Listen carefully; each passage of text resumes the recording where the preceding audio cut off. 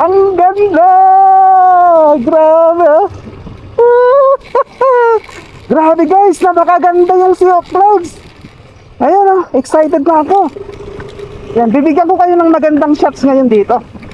Grabe, napakaganda guys. Yan oh. Wow! Magkakape lang tayo habang pinagmamasdan natin yung napakagandang Sea of Clouds. Mas maganda kasi magkape pag pag ganito yung view na nakikita natin. Kasi nakakapag-relax. Kung relax lang ang hanap mo ay solid yung ganitong view habang nagkakape. Para sa video na to ay itatampok natin ang isa sa pinakamagandang spot para sa Sea of Clouds. Gayon din na masasabi kong pinakamagandang campsite na malapit lang ito sa Metro Manila. Kaya naman kung nature vibes lang ang hanap mo, ay sabay-sabay na natin tunghayan ang ganda ng lugar na ito. So bali bibili lang tayo ng tinapay para maging almusal natin mamaya. Kasi baka walang bilihan dun sa mapupuntahan natin na spot. So bili lang tayo ng tinapay, pantawid gutom natin sa almusal natin mamaya.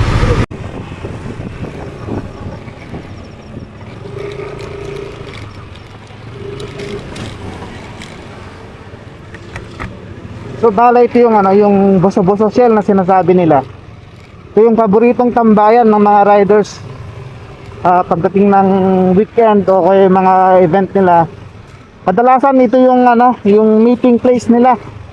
Pag may mga schedule sila na umaakit ng Marilake. Ayan. Madalas yan punong-puno yan dito. Hanggang doon dito. Lahat yan puno yan ng mga mga motor, mga big bike, underbone.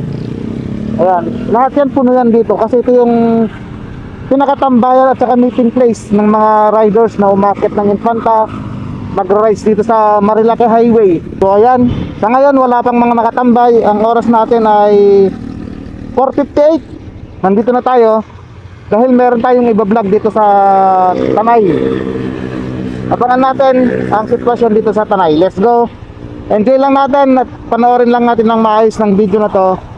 Bibigyan ko kayo ng update. Puntahan natin na location na magiging attraction yun na rin. So let's go, tara. So ayun guys, ay nandito na tayo ngayon sa may KM47. Dito yan sa may Tanay, Marilake.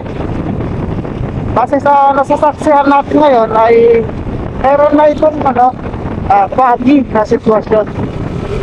Ito ay malapit na dito yan sa may Big C. Ito naman yung Big C na tinatawag nila. Yan. Bali ito yung Big C. May mga kapehan na rin dito. Yan, tambayan. Yan. Bali may Sea of Clouds na dyan. Subukan natin i-drone yan. Bali guys, i-drone natin to. Tingnan natin.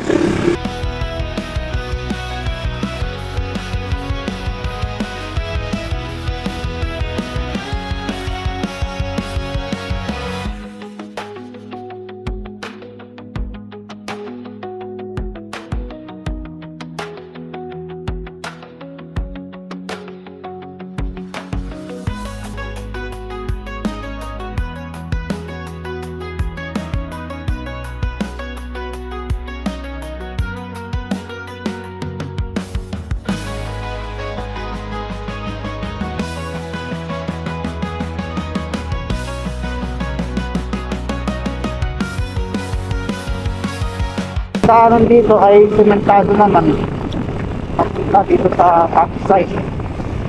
Ayan, ang sementado naman siya, smooth lang. So ayan, okay naman siya. Dire-diretso lang tayo. Puro sementado pa rin yung madadaanan natin. So bali pagdating na dito ay may rough road. So bali titingnan natin yung gaano kahaba yung rough road. Yung pagka rough road niya, okay lang naman yung pagka rough road niya. Yan basic lang naman ng mga bato. Tamang lang, tamang rough road lang siya. Pero all goods pa rin. Ito na yung pupuntahan natin. Ay, maksi lang. So, mga 100 meters lang siguro yan.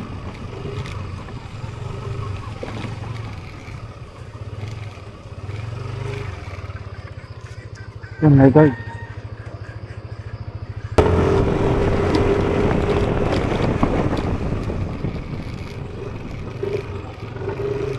So ayun oh, ang ganda guys. Pagdating natin dito, tanaw na natin ng Sea of Clouds oh. Grabe, ang ganda! Madilang araw. Grabe, ang ganda! Pero, wow! Ang ganda! Grabe oh. Grabe guys, napakaganda yung Sea of Clouds. Ayun oh, excited na ako. Yan, bibigyan ko kayo ng magandang shots ngayon dito. Grabe, napakaganda guys. Yan oh. Wow! Ang ganda. Yan oh. Grabe guys, napakaganda. Yan oh, matatanaw mo agad yung ano, Sea of Clouds dito. Yan oh. Wow! Grabe, ang ganda guys. Ito yung sinasabi ko na napakaganda yung Sea of Clouds dito pagdating sa ganito. Yan oh. So bale, magdo-drone na tayo. Ipapakita ko sa inyo yung ganda ng lugar na ito.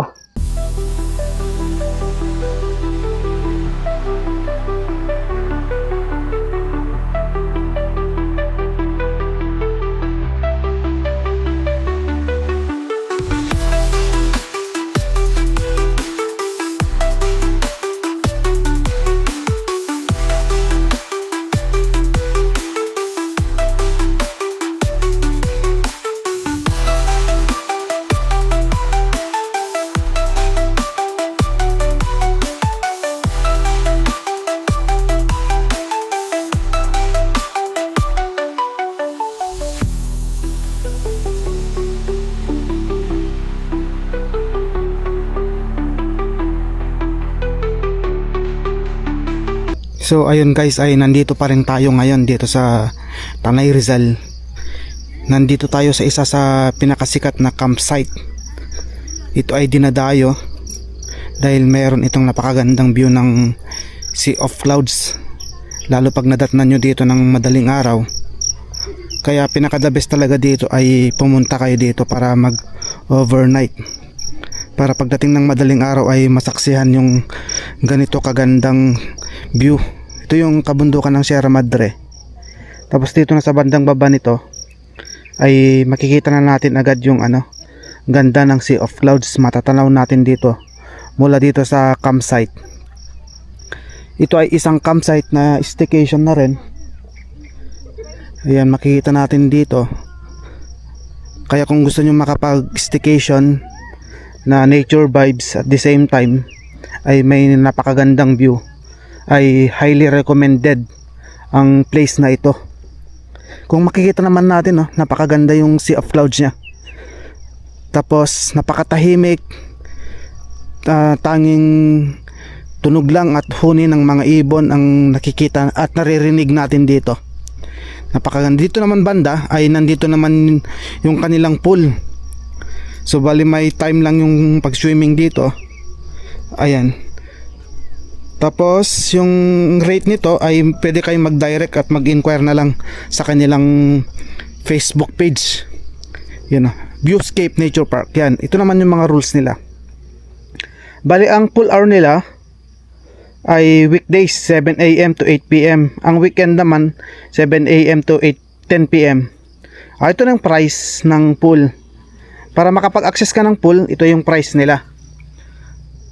Adult 200, 5 years old and below kids ay 150. Yan, ayan yung mga rate ng pag-access sa swimming pool nila. Kita mo naman kasi yung view pag nandito ka na sa swimming pool, oh. Nandito ka sa swimming pool tapos ito yung view agad na makikita mo. Napakaganda talaga, grabe, oh. O, diba? Sobrang panalo kapag view pa lang ito na agad yung makikita mo, oh. Gaya ng nabanggit ko kanina ay napaka-perfect ito para sa mga magkaroon ka ng memories sa bakasyon mo, nature vibes mo, mahilig ka sa nature, ay napaka-solid yung lugar na ito.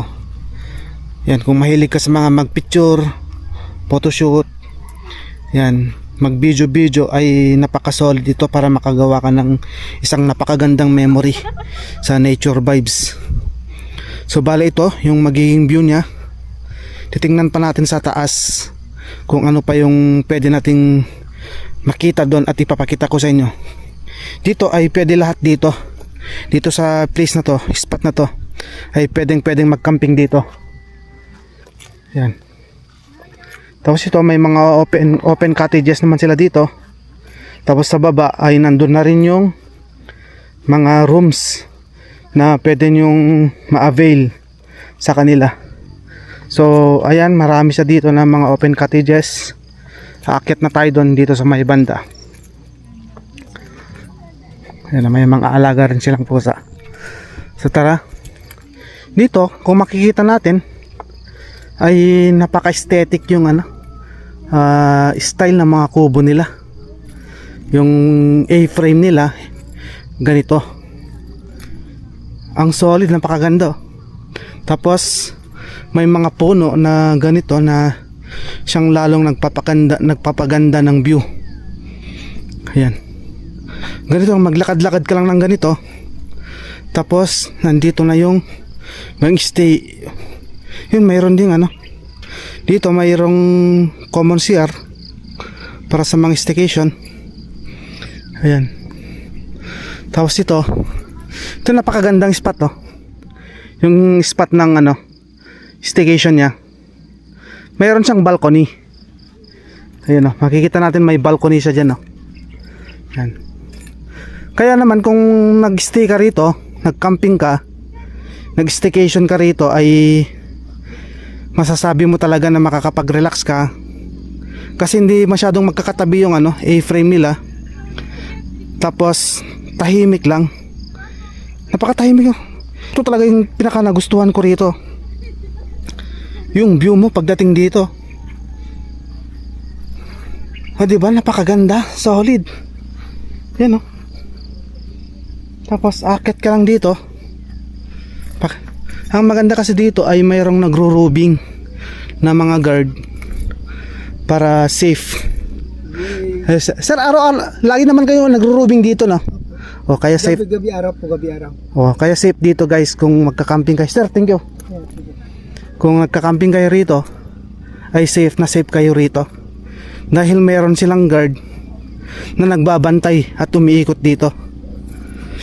Yun napakaganda. Ganitong spot lang. Tapos ganito agad yung makikita mong view. Ay grabe, napakaganda talaga Solid.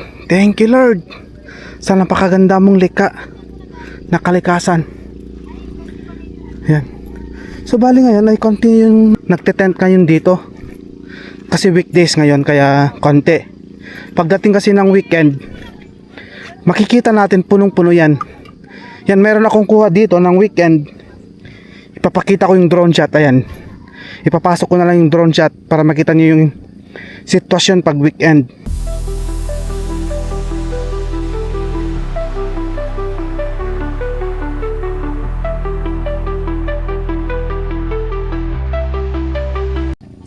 Pero kahit masasabi natin maraming tao, ay solid pa rin. Maganda pa rin yung place. At ma-appreciate mo talaga yung ganda ng nature. So ayun dito. Magandang spot ito. May ginagawa ngayon dito. Baka hindi natin alam kung anong gagawin nila sa spot na dito. Yan. Basta yung view mo dito pag nandito ka na sa taas ay itong sea of clouds na. Ayan. So bali dito pa tayo sa taas. Dito naman banda ay nandito na yung car camping. Ayan, pwede pala mag car camping dito. Yan guys, pwede kayong mag car camping dito. Pwede nyo ipasok yung sasakyan dito sa taas para hindi na kayo mahirapan magbuhat ng mga gamit. Yun ang kagandahan dito kasi nailalapit nyo mismo sa campsite yung mga sasakyan. Kaya kung mahilig kayo sa car camping, highly recommended talaga to. Dito naman ay meron silang restaurant. Yan. So dito puntahan natin dito, spot na to. Dito naman ay mapuno. Mapuno siya. Ayun. Tapos dito may kubo. Makikita natin may kubo naman dito na pwedeng tambayan. Ayan, oh. Free lahat naman yan, ma-access mo lahat yan. So ang laki ng tent nila, oh. Solid, napakaganda. So ayun, kapag nandito ka sa spot na to ay napakaganda talaga. Ayan, oh. Napaka-solid talaga yung spot na to. Ang masasabi mo na lang talaga ay mapapawaw ka na lang. Yan na lang yung masasabi mo. Mapapatengs ka na lang dahil sa ganda ng lugar. Yan, oh, grabe, napaka-solid. Yung Sea of Clouds na yan kanina pa, siguro may ano na yan, 2 oras na siguro. Ganyan pa rin siya kakapal, oh. Ang tagal na, ano, big sabihin, ang tagal mong ma-appreciate yung view pagdating ng umaga dito. Solid, napakaganda. So kung naghahanap kayo guys ng napakagandang spot para mag-camping, mag-nature, para makapagpahinga na rin at makapag-escape sa city, ingay ng city, ay pwede nyong ibisitahin to. Mag-message lang kayo sa kanilang Facebook page ano yung mga iba pang charges fee nila dito. Yung mag-message lang kayo sa kanila, enjoy nyo lang yung ganito kagandang view. Ayan, oh, napaka-solid. Talagang halos wala ka nang masasabi sa ganda ng view. Yan, oh, makikita mo, matatanaw mo yan. Mula doon sa may bandang dulo, nakikita mo yung ano, yung ganda ng Sea of Clouds. Ang kapal, oh.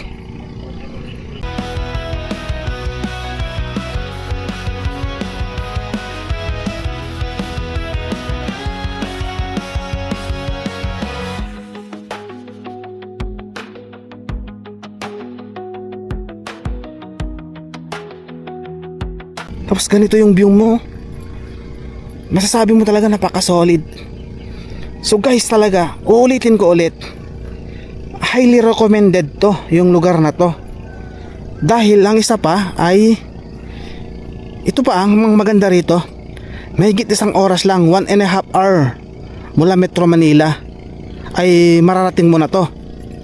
Kasi umalis ako sa amin kanina sa Quezon City ay alas 4, nakarating ako dito, wala pang 5:30 nandito na ako. Nakapag-drone pa ako kanina dun sa may Big C. Yan, ipapakita ko rin yung shot ko sa Big C.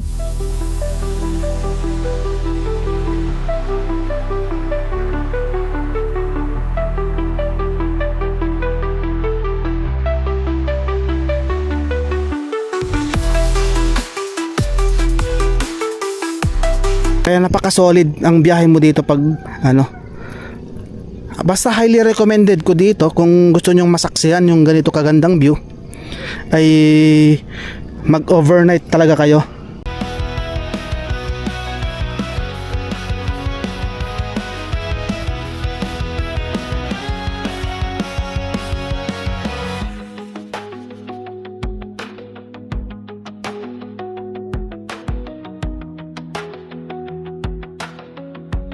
So bale, magkakape lang tayo habang pinagmamasdan natin yung napakagandang Sea of Clouds. Mas maganda kasi magkape pag ano, pag ganito yung view na nakikita natin. Kasi nakakapag-relax. Kung relax lang ang hanap mo ay solid yung ganitong view habang nagkakape. So kape-kape muna ako kasi maaga pa tayong umalis kanina sa Quezon City para pumunta dito sa nature vibes na ganito. So balik kape lang tayo dito habang pinagmamasdan natin yung ano, habang pinagmamasdan natin yung ganda ng Sea of Clouds. Ayan, napakaganda. So balik magkakape lang muna tayo dito.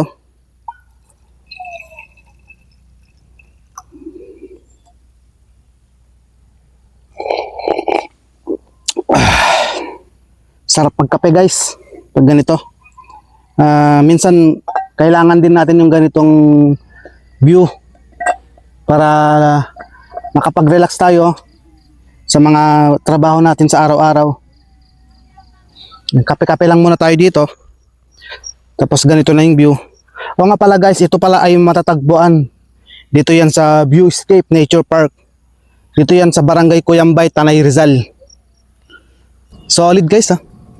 Tapos ganito yung view na makikita mo agad oh. Panalo, di ba? Bali solo travel ako ngayon.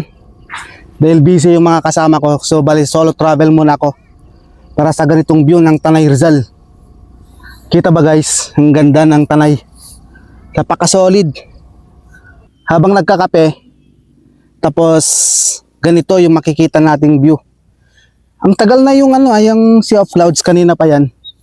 Siguro na yan, estimate ko anong oras na ba?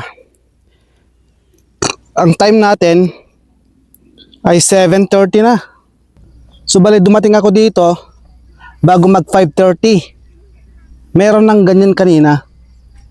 So ibig sabihin 2 hours na yung ganyang katagal na Sea of Clouds. Kaya lalo mong talaga na-appreciate yung ganda ng location na to, kasi yung view ng Sea of Clouds nito ay ang tagal mawala. Timingan lang din to, correction lang po. Minsan kasi pag dumating tayo dito na medyo mahangin, ay wag tayong umasa na magkakaroon ng ganito kagandang Sea of Clouds pag mahangin ng madaling araw o kaya makulimlim. Ayan. Pero pag naman maganda yung panahon sa gabi, tapos sa hapon ay umulan, tapos pagdating ng gabi ay maganda yung panahon hanggang madaling araw, ay expect na natin yan. 5:30 pa lang gumising na, 4:30 base sa mga napagtanungan natin kanina dyan sa may nagkakamping. 4:30 pa lang ay gumising na sila, ay meron ng ganito. Tapos kahapon daw mga 4 PM din ay meron din ganito kagandang Sea of Clouds. Mas maganda pa daw. Ibig sabihin talaga ay season na. Tara guys, kape tayo. Kayo guys, kailan ba kayo huling pumunta sa ganitong nature vibes? Alam mo ba na napakalapit lang ito sa Metro Manila? Kalahin mo nagbiyahe ka lamang ng 1.5 oras, wala pa, ay nandito na tayo sa may Tanay. Tapos napagmasdan na natin itong napakagandang view ng Sea of Clouds. Sobrang panalo na, 'di ba? Tapos mag-entrance fee ka lang ng 200 pesos lang yung entrance fee dito. Pero ganito naman yung ibubungad niya sa'yo. Ipapawi niya sa pagod mo na pagbibiyahe mo dito. Tapos para sa halagang 200 mo, meron ka ng ganito kagandang view. Tapos sabayan mo pa ng kape.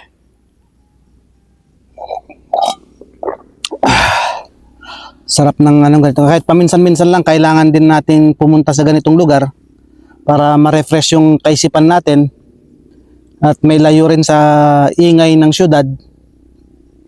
Lalo kung marami kayong mga kapitbahay na medyo maingay, hindi kayo nakakapag-relax masyado. Kaya pwede nyo rin bisitahin to. Highly recommended tong lugar na to na campsite at staycation, dahil marami sila ditong kwarto na pwedeng pag-stayan. So yun, kailangan natin mag-relax, bigyan ng time yung sarili natin. Take note lang, pagdating ng weekend ay may mga camp dito, may mga nagka-camping dito sa location ko na to. Yung inuupuan ko ngayon ay may mga tent.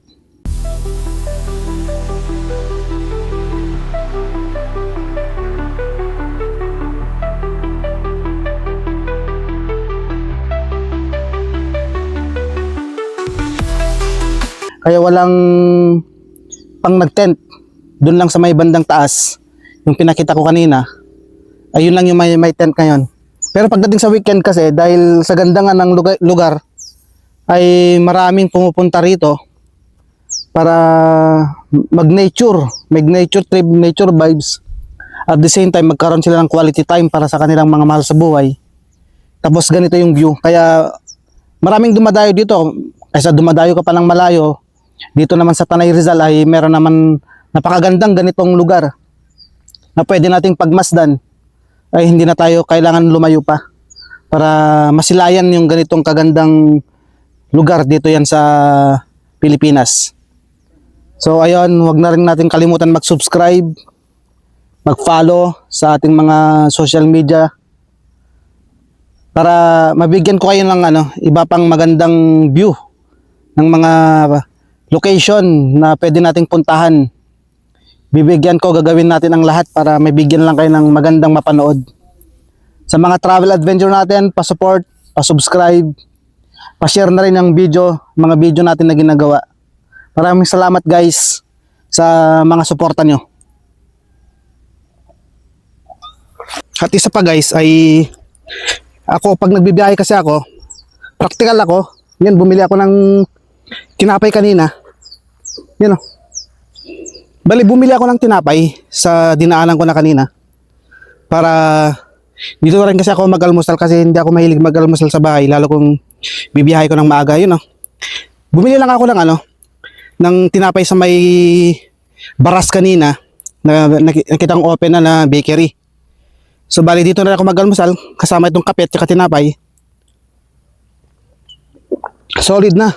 Sabi nga ng iba, hindi mo na kailangan gumastos ng mahal. Hindi mo na kailangan gumastos ng malaki para makapasyal sa mga magagandang lugar.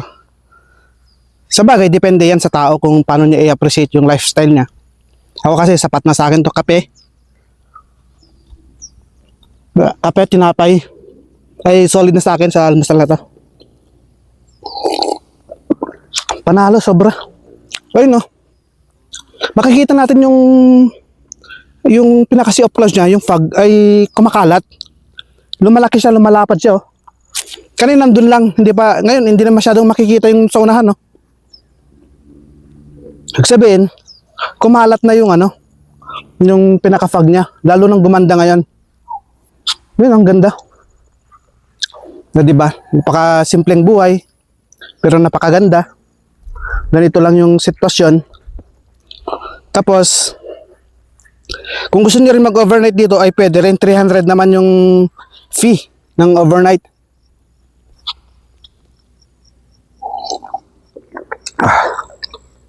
So, nagkakape pa rin ako ha. Yan, nguya lang muna tayo dito. Habang naglalakad-lakad. Kasi nabigyan tayo ng pagkakataon ng ganito para mapagmasdan yung ganda. Ay kailangan na natin sulitin to. Yun, napakarami, ang daming ibon ngayon lumilipad-lipad ngayon dito. Alam mo, napakatahimik na lugar pag weekdays. Sobrang payapa yung lugar na to. Kaya masasabi ko talaga na sulit yung punta ko dito. Kahit gumising ako ng maaga, tapos ganito naman yung madadatnan natin na view. O diba? Sobrang panalo kung ganito naman yung usapan lang na view, ng ganda ng view. Ay sobrang solid. Ay, thank you Lord, busog.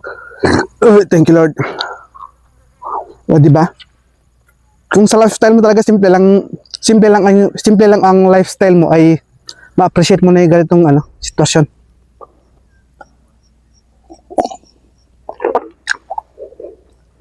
Pakape-kape ka lang habang naglalakad.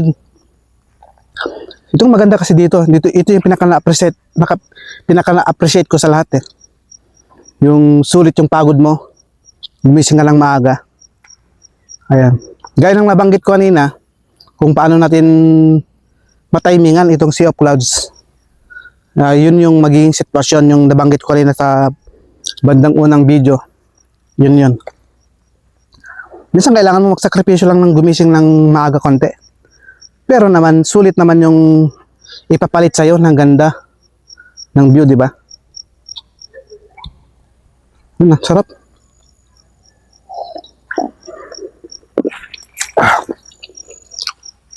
Ikaw guys, kailan mo gusto pumunta dito? Kung ako sa iyo, ay pwede mo na rin subukan pumunta rito sa Viewscape Nature Park dito yan sa Tanay Rizal. Wazeable naman to. Ipipin mo lang sa Google Map o kaya sa Waze ay dadalhin ka na dito mismo yan sa spot ng campsite na to. Isa ito sa pinaka best spot ng Sea of Clouds. Kasi matatanaw mo ng 360 yung view dito ng Sea of Clouds. Yan. Tapos nature vibes din siya. Napaka-relax yung ambience niya. Yan. Napaka-cool. Cool lang siya, cool. Ang cool na yung chill lang yung chill vibes lang yung style. Na hindi mo kailangan ma-pressure sa buhay. Parang sinasabi niya lang na ano, hindi mo kailangan mapreso sa buhay para mapagmasdan yung ganda ng kalikasan tsaka ganda ng mundo. You know, gaya ng nabanggit ko, magkano lang expenses ko, napakaliit lang. Pero, yung naibigay niya ngayong araw sa akin, ay sobra-sobra na. Sobra-sobra na sa ganda yung naibigay niya na moment ngayong araw na to. Kaya guys, kung gusto nyo rin simpleng nature vibes, ay highly recommended talaga to. Gaya ng nabanggit ko kanina, don't forget to subscribe na rin itong channel natin para lalo pa tayong ganahan at mabigyan ko kayo ng maganda pang mga lugar na ipapakita ko sa mga video natin. So ayun lang, let's go. Enjoy lang natin lahat ng ito. Iikutin natin itong campsite na to. Tara.